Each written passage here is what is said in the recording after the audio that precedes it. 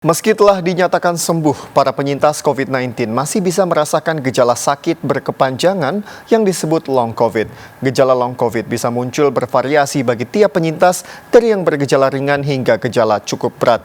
Kabar baiknya, gejala tersebut bisa sembuh asal penderita melakukan perawatan yang benar.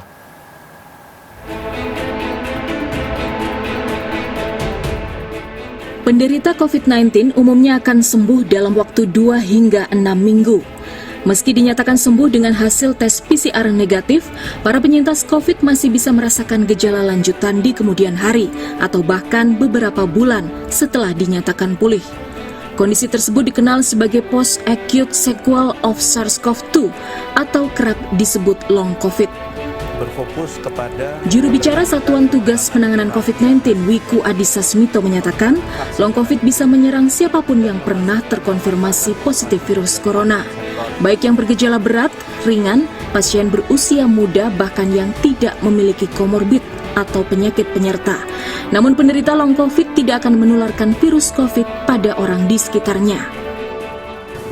Siapapun yang pernah terinfeksi COVID-19 berpotensi mengalami long COVID.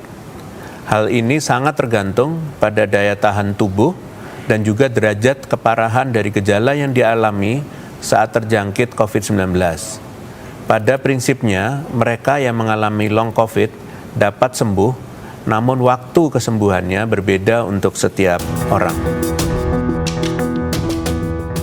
Dalam penelitian WHO, gejala long COVID bisa beragam untuk tiap penyintas, mulai dari batuk kering, sakit kepala seharian atau beberapa kali dalam sehari, dan sesak nafas.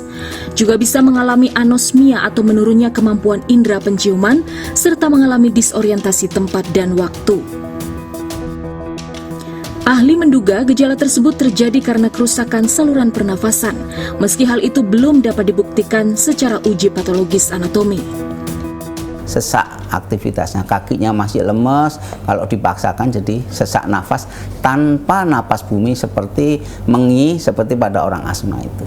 Airway remodeling itu kerusakan dari saluran nafas yang sampai saat ini belum bisa dibuktikan secara patologi anatomi. Jadi patologi anatomi dilihat mikroskopis gitu.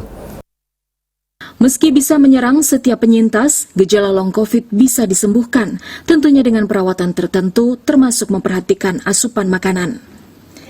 Yang paling penting adalah tetap 5M, tetap memakai dan latihan fisik serta gizi yang seimbang. Terutama dikurangi asupan gula dan asupan lemaknya. Yang penting adalah protein yang jumlahnya banyak, supaya bisa merestorasi sel-sel tubuh yang rusak akibat COVID ini. Fakta adanya potensi long COVID yang tentu mengganggu kenyamanan hidup semestinya menjadi perhatian bagi kita semua untuk tidak lengah dan ekstra waspada untuk mencegah terpapar COVID-19.